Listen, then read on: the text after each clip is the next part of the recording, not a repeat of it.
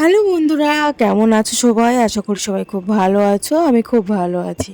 তো আজকে ভিডিওটা হচ্ছে, আমার একটা দাদার মেয়ে আছে, তার আজকে নাচের প্রোগ্রাম আছে। তো তার নাচের প্রোগ্রামের জন্য আমাকে সাজিয়ে দিতে হবে। সাজিয়ে দিতে হবে মিনস আমাকে শাড়ি পরিয়ে দিতে হবে। আমি আর আমার বোন, তোমরা জানো সবাই যে আমরা দু বোন থাকি বাড়িতে। তো আমার মামার মেয়ে আর কি। তো ও একটু মেকআপটা ভালো জানে আর আমি শাড়ি পরানোটা ভালো জানি। তো ওই জন্য যে কোনো কিছু হলেই সবাই আমাকে বলে শাড়ি পরাতে, ওকে বলে মেকআপ করাতে। বাই দ্য ওয়ে, আরও একটা কথা, সব মেকআপ কিটস কিন্তু আমাদেরই ছিল, ওকে যা মেকআপ করিয়েছি। ভালো আমি খুব একটা মেকআপ পারি না, মানে আমিও পারি না। আর আমার বোন জাস্ট ট্রাই করে নতুন নতুন। এখন ও যে খুব ভালো মেকআপ পারে এরকম কিছু নয়। ও মানে জাস্ট শিখছে এখন, এরকম বলতে পারো। নিজের উপরে, বাড়ির সবার উপরে ট্রাই করে করে শেখে। যেমন ও কখনো আমার উপরে ট্রাই করে, কখনো আমার মায়ের উপরে ট্রাই করে, মেকআপ করে করে ও শেখে।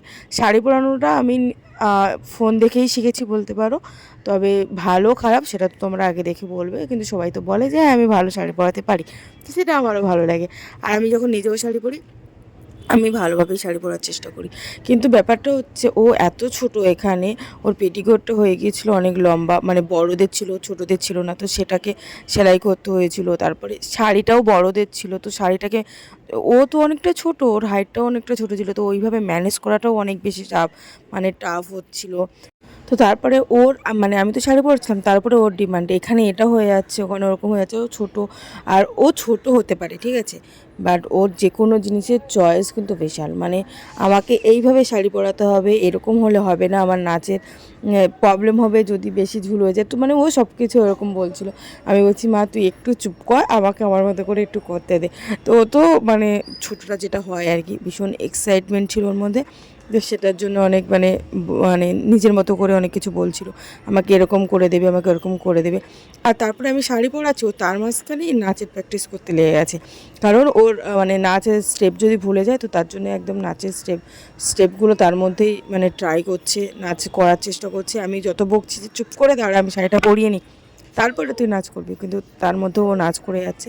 আর তারপর দেখো ওকে পুরোপুরি রেডি করিয়ে দিয়েছি। রেডি করানোর পরে তোমরা অবশ্যই কমেন্ট করে জানিও ওকে কেমন দেখতে লাগছে। আর তারপর ও রেডি হয়ে যাবার পর আমি বলছিলাম বল তোকে কে সাজিয়েছে, কেমনভাবে সাজিয়েছে, তোর কেমন লেগেছে। তো ও সেইগুলোই বলছিল, বাট তারপরে দেখলাম যে মানে যে ভয়েসটা আসছিলো সেটা অনেক বেশি মানে ঘ্যাড় ঘ্যাড় আওয়াজ হচ্ছিলো, তার জন্য আমি এখানে আর ভয়েসটা দিতে পারিনি। আর আমি ওকে বললাম তোর নিজের কেমন লেগেছে বলছে আমার খুব ভালো লেগেছে। ওই যে তোমাদের সবাইকে হাই বলছে, তো তোমরাও সবাই ওকে হাই বলে দিও। আর হ্যাঁ, ও বলছিল আমাকে এসে দিয়েছে, এত সুন্দর করে সাজিয়েছে, এইভাবে সাজিয়েছে, এরকম বলছিল। আর বোনের তো কাণ্ডই জানো, ও রেডি হচ্ছিল ওকে মানে নিয়ে যাবে বলে বৌদির সঙ্গে। তো আমি ওকে প্রথমে বলছিলাম আরে এই তো আমাদের এই যাচ্ছে জাজ করবে, মানে ও ডান্স করবে, জাজ করবে। তো জাজ যাচ্ছে, তারপরে এরকম মজা করতে করতে আমি বলছি ও না না সরি, তুই তো দর্শক হয়ে যাচ্ছিস। তো এরকমভাবে অনেক কথা বলে মানে আড্ডা মারা হচ্ছিলো, অনেক মজা হচ্ছিলো। তারপরে এখানে বৌদি ছিল, বৌদির সঙ্গে এই বৌদিটার মেয়ে হচ্ছে। আর আমি এখানে বলছিলাম যে এই বৌদিটা হচ্ছে আমার সেই বৌদি যার মেয়ে হচ্ছে। তো ওকে আমি বলছি এদিকে ঘোর, ও আমাকে কোনো পাত্তাই দিচ্ছে না, ওর আরও কি লিপস্টিক পরবে বা আরও কীভাবে ম্যাচিং করবে সেই সব। আর তারপরে ওকে আবার রেডি করে দেওয়ার পরে আমি বললাম একবার নাচটা করে দেখা, কী নাচ করবি। কারণ হচ্ছে স্টেপ যদি মানে শাড়িতে যদি প্রবলেম হয় তাহলে সেটা আমরা দেখে বুঝতে পারবো। তো সেটাই নাচ করছিল। আর গানটা ছিল দেখেছি রূপসাগরে মনের মানুষ কাছে শোনা, এটাই ছিল। তো আজকে ব্লগটাও এই পর্যন্তই। তো তোমাদের কেমন লাগলো এই ব্লগটা অবশ্যই আমাকে জানিও, আর ওর নাচটাও কেমন লাগলো সেটাও তোমরা জানিও। আর তারপরে দেখো ওকে রেডি করে দেওয়ার পর সবাই রেডি হবে, ও তখন ফোন নিয়ে নিজের সেলফি তোলায় ব্যস্ত। বাচ্চা বয়সের এই মেমোরিগুলো খুব মানে মেমোরেবল আমার মনে হয়, আর ও সেগুলোই স্মৃতি করে রাখছে। পরে ওকেও দেখাতে পারবো যে এগুলো তুই ছিলি। তো চলো আজকে ব্লগটা এই পর্যন্তই, বাই।